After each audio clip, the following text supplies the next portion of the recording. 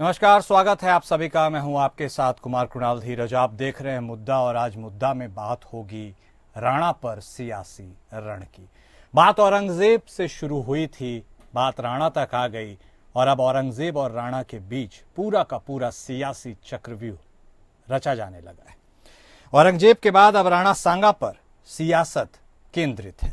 जी हां, अब राणा सांगा के नाम पर सियासी बवंडर हो चुका है। समाजवादी पार्टी के सांसद रामजी लाल सुमन ने राज्यसभा में कहा था, अगर मुसलमानों को बाबर का वंशज कहा जाता है तो हिंदू गद्दार सांगा के वंशज होने चाहिए। हम बाबर की आलोचना करते हैं, लेकिन राणा सांगा की आलोचना क्यों नहीं करते। उनके इसी बयान का अखिलेश यादव ने समर्थन किया है और बीजेपी उनकी आलोचना कर रही है। बीजेपी ने सपा सांसद के इस बयान को हिंदू समुदाय के प्रति अपमान बताया और अखिलेश यादव पर तुष्टीकरण की राजनीति का आरोप लगाया। अखिलेश यादव ने बीजेपी पर निशाना साधते हुए कहा कि अगर बीजेपी के नेता इतिहास के पन्ने पलट सकते हैं तो रामजी लाल सुमन ने इतिहास के एक पन्ने का उल्लेख किया है। हमने 200 साल पहले का इतिहास नहीं लिखा। उन्होंने बीजेपी से अपील की कि वह इतिहास को सिलेक्टिव तरीके से ना खंगाले। अखिलेश यादव ने शिवाजी महाराज के राज्याभिषेक का भी जिक्र करते हुए याद दिलाया कि उस समय उन्हें हाथ से नहीं बल्कि बाएं पैर के अंगूठे से अभिषेक किया गया था, और पूछा कि क्या आज बीजेपी इस पर माफी मांगेगी। बीजेपी नेता अमित मालवीय ने अखिलेश यादव पर पलटवार करते हुए आरोप लगाया कि वह तुष्टीकरण की राजनीति में लगे हैं और सुमन के बयान का समर्थन कर रहे हैं। वहीं विश्व हिंदू परिषद ने सपा सांसद सुमन के बयान को शर्मनाक बताते हुए उनसे माफी की मांग की है। केंद्रीय मंत्री और बीजेपी नेता गजेंद्र सिंह शेखावत ने भी सुमन की टिप्पणी की निंदा की है। तो राणा पर सियासी रण छिड़ चुका है और राणा सांगा पर सियासत अब तेज है। सपा सांसद का राणा पर बयान और इसी को लेकर आरोप प्रत्यारोप का एक नया दौर भी शुरू हो चुका है। साफ तौर पर यह कहा जाता है, और अब समाजवादी पार्टी के नेता कह रहे हैं कि जब बीजेपी इतिहास के पन्ने खंगाल सकती है तो हमने भी एक पन्ना खंगाला है, और इसमें कौन सी बात गलत है, इसका उल्लेख कीजिए। यह जो मुद्दा औरंगजेब और अब राणा सांगा के बीच आके फंस गया है, क्या यह काफी दूर तक जाएगा, और क्या इसी बहाने नई सियासत रची गढ़ी जाएगी? यही सबसे बड़ा सवाल है, और इसी पर आज हम चर्चा करेंगे। अपने इस बहस को आगे बढ़ाते हैं। हमारे साथ हमारे खास मेहमान जुड़ चुके हैं। हमारे साथ समाजवादी पार्टी की तरफ से बतौर प्रवक्ता संत कुमार पाशी साहब जुड़ चुके हैं। वहीं भारतीय जनता पार्टी की तरफ से बतौर प्रवक्ता गौरव मिश्रा साहब भी हमारे साथ जुड़ चुके हैं। आप दोनों खास मेहमान का स्वागत है। शुरुआत मिश्रा साहब आप ही के साथ। देखिए, कह रहे हैं कि भाई आप जब इतिहास के पन्ने टटोलते हैं तो एक पन्ना सुमन साहब ने भी खोल दिया, अब उसमें क्या गलत है? इतिहास 200 साल पहले समाजवादी पार्टी ने तो नहीं लिखा था और उसने इसका उल्लेख किया है। अब या तो इतिहास में जो लिखा गया है उसकी चर्चा होते रहेगी, या फिर इतिहास के इन पन्नों को पलटते पलटते आगे की सियासत। सबसे पहले ओपनिंग कमेंट आप ही से मिश्रा साहब। देखिए, तुष्टीकरण और वोट बैंक की राजनीति के लिए जो सूट करता है उसके अनुसार अगर इतिहास के पन्ने को पलटेंगे तो इतिहास के साथ न्याय नहीं हो सकेगा। अगर एरिक्सन और लैंड पूल के इतिहास को पढ़ेंगे तो ठीक है, उनके पक्ष में जाता है, लेकिन गोपीनाथ शर्मा जी के इतिहास को पढ़ेंगे तो निश्चित रूप से उनका कथन झूठा साबित होता है, मिथ्या साबित होता है।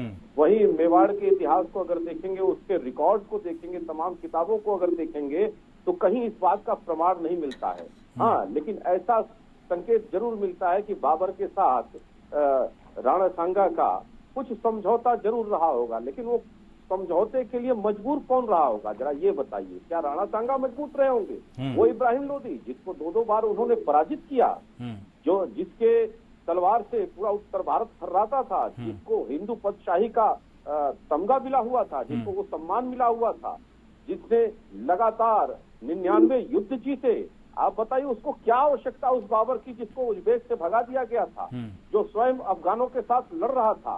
कहीं न कहीं डिप्लोमेटिक आधार पर दोनों में कुछ रहा होगा, लेकिन इसको सांप्रदायिक रंग देना और भारत के किसी नायक को इस तरह से गंदे शब्दों से नवाजना सिर्फ तुच्छ तुष्टीकरण के वोट बैंक की राजनीति के लिए, तो मुझे लगता है कि भारत अब उस मुहाने पर खड़ा है जहां वो अपने इतिहास के साथ हुए नाइंसाफी को बर्दाश्त नहीं करेगा। और ये विपक्ष में बैठे हुए हैं लंबे समय से और दशकों तक बैठे रहेंगे इनके इसी मानसिकता के कारण। और जिस नफरती अंदाज से, जिस गंदे तरीके से उन्होंने गद्दार शब्द का प्रयोग किया है, वो जरा पढ़े, अपने इतिहास को पढ़ करके आए। अगर हम उनके लिए ऐसा शब्द का प्रयोग करें, उनके पिता के लिए ऐसे शब्दों का प्रयोग करें तो क्या उचित होगा? हाँ, वो प्रमाण जरूर देते हैं कि उन्हीं की पार्टी ने हिंदुओं के ऊपर कत्लेआम करवाया था, अयोध्या में गोली चलवाई थी, मरे हुए लोगों पर बोरियों से बालू की बोरियां बांध करके सरयू में डुबाया था। तो उनके ट्रैक रिकॉर्ड तो खून से सने हुए हैं हिंदुओं के,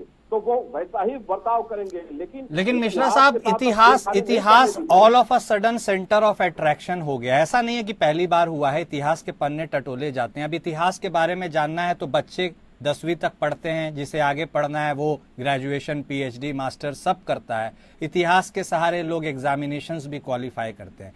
लेकिन राजनीति में अब इतिहास को फिर से दोहराना, पढ़ना, किसका इतिहास सही, किसका इतिहास गलत, ये क्या अब एक नई राजनीति की ओर इशारा कर रहा है? क्या विकास के मुद्दे, वह तमाम एजेंडे जो आम नागरिक से जुड़े हुए हैं, वह सब क्या इस भारी भरकम इतिहास में कहीं दब कर खो नहीं जा रहे? देखिए, इतिहास हमारी विरासत होते हैं जी, और जब विरासत के ऊपर पर्दा डाला जाता है तो कभी न कभी वो पर्दा जरूर उठता है। कभी न कोई एक आंधी या तूफान ऐसा जरूर आता है या बारिश होती है कि वो जमी हुई परत जो है धूल की, वो छट जाती है। और भारत के इतिहास के साथ भी दुर्भाग्यपूर्ण तरीके से ऐसा ही हुआ। शासक तो अपने लिए महिमा मंडन कराने वाला इतिहास लिखते हैं, लेकिन इतिहास अपने प्रमाण जरूर छोड़ता है। भारत वो समृद्धशाली क्षेत्र रहा है, एक ऐसी पुण्य भूमि रही है जो हमेशा आक्रांताओं के विरुद्ध लड़ती रही, हमेशा युद्ध जीतती रही। और भारत के विजय का कहीं भी गुणगान इतिहास के पन्नों में नहीं दिखता है। विशेष रूप से जो आजादी के बाद इतिहास पढ़ाया गया हमारे देश को, हमारे बच्चों को, उस इतिहास में भारत का गौरव विलुप्त है। और उसी पराक्रम को, उसी स्वाभिमान को कुचलने का, मान नहीं, मतलब मिश्रा साहब, अब तो इतिहास की ऑथेंटिसिटी भी नहीं, समझ गया मैं आपकी बात। इतिहास की ऑथेंटिसिटी भी अब क्या डिबेटेबल हो जाएगी, वह भी अपने आप में एक अलग डिबेट हो जाएगा। लेकिन पासी साहब, नहीं समझ गए। देखिए, पासी साहब भी हमारे साथ जुड़े, 1 मिनट आ रहे हैं मिश्रा साहब। हाँ, ठीक है, ओके, आएंगे फिर आपके पास। पासी साहब भी हमारे साथ जुड़े हुए हैं, ठीक है, ओके। मिश्रा साहब, प्लीज ओपनिंग कमेंट आपसे ले लिया, पासी साहब भी वेटिंग में। पासी साहब, अब देखिए, आप तुष्टीकरण की राजनीति का आरोप भारतीय जनता पार्टी पर लगाते थे, अब भारतीय जनता पार्टी वही आरोप आपके ऊपर भी लगा रही है। किसके आरोप में कितना दम है? इतिहास के पन्ने वो भी खंगालती है, अब इतिहास के पन्ने आप भी खंगाल रहे हैं। अब क्या राजनीति की जो यह धार है उसको आप भी आगे अपने लिए तेज करने में लग गए? आपसे भी ओपनिंग कमेंट पासी साहब। देखिए सर, अगर बीजेपी के लोग इतिहास के आधार पर कोई बात कहें तो वो सही, और दूसरे दल के लोग, विपक्षी दल के लोग अगर इतिहास के आधार पर कोई बात कहें तो वो गलत है। ये लोग जिसको कह दें, किसी को गद्दार कह दें, देशद्रोही कह दें, या कोई भी शब्द से ये नवाज दे, वो सब ठीक है। और अगर विपक्ष के लोग कुछ कह दें तो वो गलत है। तो इनके हिसाब से देखा जाए तो फिर दो प्रकार का इतिहास होना चाहिए। कह तो रहे हैं राम जी लाल सुमन जी ने कहीं अपने लिखे हुए इतिहास को तो उन्होंने बताया नहीं। और अगर इन लोगों को इतिहास से आपत्ति है तो ये चीजें गूगल पे भी हैं, तो ये गूगल से हटवा दें उसको ना। ये क्यों नहीं हटवाते? जो गूगल बता रहा है उसको हटवा दें मिश्रा जी। भाई, जब आप किसी को कहेंगे तो कोई आपको देखता थोड़ी रहेगा, वो भी कहेगा। अब 1500 ईस्वी में बाबर आया था या नहीं आया था? अब उसको लेकर के आज आप जो है औरंगजेब को लेकर के आज आप इस देश के मुसलमानों को जोड़ रहे हैं। तो ये तो बात नहीं होनी चाहिए ना। अब आप उनके साथ आज को जोड़ रहे हैं कि उन्होंने क्या किया। जैसे हमारे संविधान के अनुसार जो कत्ल करेगा उसी को तो सजा होगी, कि उसके पौत्र को सजा होगी, उसके बेटे को सजा होगी। और हमारे देश के संविधान में सबको मौलिक अधिकार की व्यवस्था है। क्या मुसलमानों का अधिकार नहीं है इस देश में रहने के लिए? उनको आप जो पावे वो कह दें। ये भी बड़ा सवाल है आपका। क्यों आपको लगता है हमारा देश तो धर्मनिरपेक्ष है पासी साहब, आपको लगता है क्या उनके साथ सौतेला अलग व्यवहार होता है? सर देखिए, सौतेला व्यवहार तो हो ही रहा है। ये जब भी चुनाव करीब आते हैं तब भी ये लोग ये राग अपना लाते हैं। हाँ। और तुष्टीकरण का आरोप जो है विपक्षियों पर हम लोगों पे लगाते हैं। तुष्टीकरण खुद करते हैं। भाई आप हमारा देश धर्मनिरपेक्ष है, हमारे देश का संविधान धर्मनिरपेक्ष है, और उसमें कहा गया है कि सभी धर्म समान हैं। तो आप किसी एक धर्म को लेकर चल रहे हैं, आप चल रहे हैं। तुष्टीकरण बहुसंख्यकों का आप कर रहे हैं और आरोप विपक्ष पे लगा रहे हैं। ठीक, तो ये बहुसंख्यक बनाम अल्पसंख्यक की जो स्थिति है, क्या यह आरोप जो लगा रहे हैं एक दूसरे के ऊपर राजनीतिक पार्टियां, उन आरोपों में दम है या फिर ये अपने आप में केवल और केवल हवाबाजी है? लेकिन बात तो है, क्योंकि इतिहास के पन्ने टटोले लगातार जाती, और इस सियासत की शुरुआत तो शुरू हुई थी औरंगजेब से। मिश्रा साहब से अगला सवाल है। मिश्रा साहब, क्या अब इतिहास के कुछ कैरेक्टर्स और उनके नाम लेने मात्र से ही विवाद शुरू हो जाएगा? क्योंकि ये पटकथा की यदि बात की जाए तो अबू आजमी साहब का नाम याद आता है जब औरंगजेब के बारे में उन्होंने अपनी दिल की बात रखी थी। उसके बाद ये कहानी कुछ ऐसी खुली और इस कदर खुली है कि अब तो चैप्टर के बाद चैप्टर पलटते हुए जा रहे हैं। क्या आपको लगता है अब इतिहास के कुछ सिलेक्टिव कैरेक्टर्स का ही उल्लेख करना चाहिए? क्योंकि यदि किसी और कैरेक्टर का हम उल्लेख करते हैं तो वो भी विवादित तो हो जाता है। कुणाल जी देखिए, इस पूरे समस्या का या इस पूरे विमर्श का जो बुनियाद है उस पर फोकस डालना बहुत जरूरी है। पहली बात तो ये विषय चाहे औरंगजेब का हो या फिर वीर राणा सांगा का हो, ये विषय भारतीय जनता पार्टी के किसी नेता ने नहीं उठाया था। ये समाजवादी पार्टी के नेताओं ने उठाया था और तुष्टीकरण के लिए उठाया था, जानबूझ करके उठाया था। लेकिन आपको मैं एक ऐतिहासिक पक्ष बताता हूँ। इस देश में देशकाल परिस्थिति के अनुसार अलग अलग व्यवस्थाएं रही हैं। हिंदू राजाओं के साथ मुस्लिम भी लड़ते रहे हैं, सेनापति भी रहे हैं, और ऐसा नहीं है कि दोनों समाज एक साथ मिल करके नहीं रहा है, मिलकर भी रहा है और खिलाफ में भी लड़ा है। लेकिन वो शासक जिन्होंने मजहब के आधार पर बेरहमी से कत्लेआम मचाया, हिंदू मान्यताओं को जड़ से खत्म करने का प्रयास किया, काम किया, जब धर्म की बात जब आई, चाहे वो मंगल पांडे ने विरोध किया गाय के चमड़े में जो बुलेट लगी रहती थी उसका विरोध किया, तो वहां पर भी धर्म के लिए उन्होंने बलिदान दिया। और जब धर्म की बात आई, ये देश उठ खड़ा हुआ है और प्रतिकार किया है। और वो शासक जिन्होंने हिंदू धर्म का सर्वाधिक संहार किया, हिंदू मान्यताओं का, मानदंडों का सर्वाधिक संहार किया, हिंदू संस्कृति को कुचलने का काम किया, उसके खिलाफ हमेशा इस देश ने आवाज उठाया है। और आज भी भारतीय जनता पार्टी उन सभी महानायकों का नाम लेती है, उनके विषय को उठाती है, चाहे छत्रपति शिवाजी महाराज हो, राणा प्रताप जी हो, नंदा बैरागी हो, गुरु गोविंद सिंह हो, ऐसे सभी लोगों के नाम हम पूछते हैं। लेकिन वहीं इन लोगों को उन्हीं आक्रांताओं के नाम क्यों याद आते हैं जिन्होंने हिंदू मान्यताओं को कुचलने का काम किया है। शासक कोई भी रहा हो, लेकिन ये लोग आज भी उसी की चरण चाटुकारिता करते हैं, क्योंकि तुष्टीकरण की वोट बैंक की राजनीति में ये वो आकंठ डूबे हुए हैं। चाहे वो पाकिस्तान में जाकर के वोट मांगने की भीख मांगना पड़ता रहा हो मणिशंकर अय्यर को, या फिर विदेशों में जाकर के आज लोकतंत्र के नाम पर ये कहते हैं कि बड़े ताकतवर देश हमारे यहाँ हस्तक्षेप नहीं कर रहे हैं, लोकतंत्र को बचाने का। लेकिन मिश्रा साहब तो चलिए, औरंगजेब गए, उनके साथ उनका शासन गया, उस शासन के जाने के बाद इतिहास के पन्ने में वह दर्ज हो गए।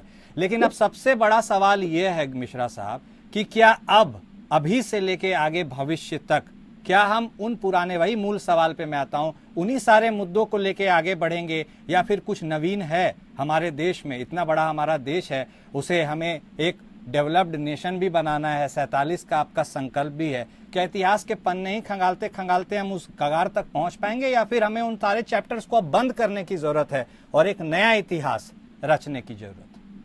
कुणाल जी, बुनियाद में यदि कैंसर हो गया हो, कैंसर के बैक्टीरिया हो, तो सबसे पहले कीमोथेरेपी उसकी करनी चाहिए। ज्ञानवापी मस्जिद नहीं होती है, वहीं बाबा विश्वनाथ का मंदिर है, सिद्धेश्वर जी का मंदिर है, और उसी के ठीक बगल में मस्जिद खड़ी है, और मस्जिद का पाया श्रृंगार गौरी का मंदिर आज भी विराजमान है, आप देख सकते हैं। तो क्या ये वो कैंसर के बैक्टीरिया हैं? क्या इनका इलाज होना चाहिए या नहीं होना चाहिए? हम इतिहास के इन कुकृत्यों को, इन भूलों को सुधार करेंगे या नहीं करेंगे? ये देश किसका था? ये देश आक्रांताओं का नहीं था। इस देश का निर्माण हजारों हजारों वर्ष भगवान राम और भगवान कृष्ण जैसे महानायकों ने बनाया है, इस संस्कृति को सींचा है। तो उस संस्कृति की रक्षा करने की जिम्मेदारी किसकी है? इस बात से इतिहास को नष्ट नहीं किया जा सकता कि अब आगे की तरफ देखिए। इमारत आकाश में नहीं बनती, इमारत की बुनियाद जमीन के अंदर होती है, वो दिखाई नहीं देती, लेकिन उसको मजबूती देना, उसको सशक्तिकरण के साथ आगे बढ़ाना, वो जिम्मेदारी हर वर्तमान की होती है, और हमारा भी वर्तमान वही करना है। इसीलिए आपने देखा किस तरह से भारत में, चाहे वो महाकाल हो, चाहे वो काशी विश्वनाथ हो, अयोध्या हो, नैमिषारण्य हो, सभी वो ऐतिहासिक चीजों को, उन विरासत को संरक्षण करने का काम, उसे आगे बढ़ाने का काम हमारी सरकार ने किया है। और वहीं इनका विरोध हमेशा ये लोग करते रहे हैं। अब इनको अपने गिरेबान में झांक के देखना चाहिए, ये किसके वंशज हैं, किसको बढ़ावा देना चाहते हैं, केवल वोट बैंक के आगे झुकना चाहते हैं, बिकना चाहते हैं, या देश की अस्मिता के साथ जुड़ना चाहते हैं? ठीक है मिश्रा साहब। तो पासी साहब देखिए, कुछ चीजें बहुत क्लियर है। कहना है मिश्रा साहब का कि जो बातें भविष्य की हैं वह तो होंगी, लेकिन जो पहले जो होते आया है उन चीजों को रेक्टिफाई करना भी उतना ही बेहद ज्यादा जरूरी है। अब इसे आप क्या रेक्टिफिकेशन के तौर पर देखते हैं, या आप इसे एक नई पॉलिटिक्स ऑफ कन्वीनियंस के तौर पर? देखिए सर, जैसे आपने बताया कि क्या मिश्रा जी ने बताया, मिश्रा जी का कहना है कि हिंदू केवल यही है, हम लोग हिंदू नहीं। हाँ। और जो समाजवादी पार्टी तो सभी लोगों का दल है, सभी लोगों का सम्मान करती है। हमारे दल में ब्राह्मण भी है, क्षत्रिय भी है, बैकवर्ड है, यादव भी है, वर्मा भी है, शेड्यूल कास्ट भी है, सारे लोग हैं। हाँ। तो ये मिश्रा जी बतावे कि ये हम लोग हिंदू नहीं है, यही हिंदू है। फिर 84 करोड़ मिश्रा जी ने कहा कि हम किसके वंशज हैं? क्यों बंद कराया? साधु संतों मिश्रा जी ने अभी कहा कि हम किसके वंशज हैं? हाँ। ये मैंने एक बात में जाना है, मैं पासी समाज से ताल्लुक रखता हूँ। ये तो हमें बीजेपी वालों ने ही बताया कि हम सुहेल देव के वंशज, ये तो हमने बीजेपी के लोगों के द्वारा ही जाना। जब मैं जानने वाला हुआ कि हम लोग पासी लोग जो है बहराइच के, वो हम लोग सुहेल देव के वंशज हैं।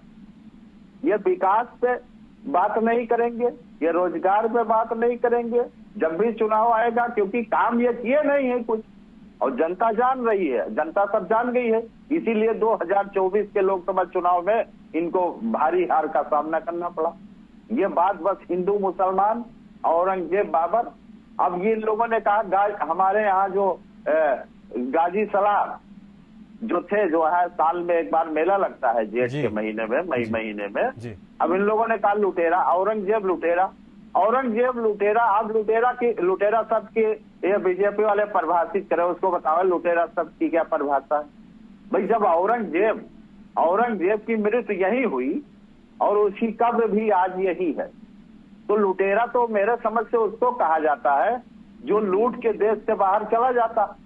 और वो असली लुटेरे अंग्रेज थे हमारे देश में। हाँ। जो हमारे देश का सबसे कीमती हीरा कोहिनूर, उसको लूट कर चले गए।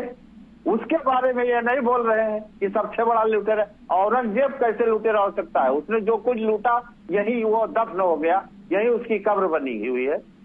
इसी तरीके से बाबर है। तो कैसे लुटेरा किसको कहते हैं?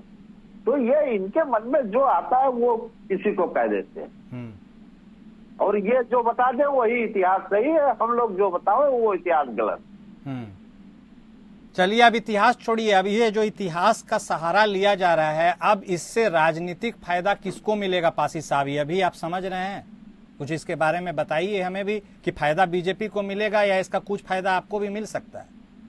देखिए सर, अब हमारे देश की जनता ये जान चुकी है पिछले 10-11 सालों से, हाँ। ये मुद्दे वो सुन सुन के उठ चुकी है।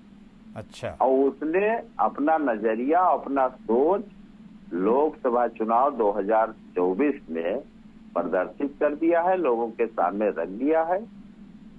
अब इनका ये सब फंडा चलने वाला नहीं है। लोग विकास के मुद्दे पर, शिक्षा, दवाई, पढ़ाई के मुद्दे पर लोग वोट करेंगे।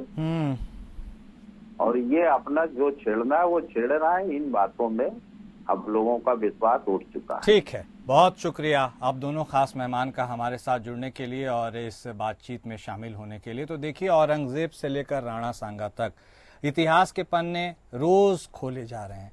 अब इसका आशय क्या है? क्या इतिहास से आज की पीढ़ी को वाकिफ कराना आशय है, या आशय इतिहास के उन पन्नों को खोलकर भविष्य में सत्ता हासिल करने और सत्ता में आगे बढ़ने, राजनीति में आगे बढ़ने की एक नई कवायद को आगे बढ़ाना है?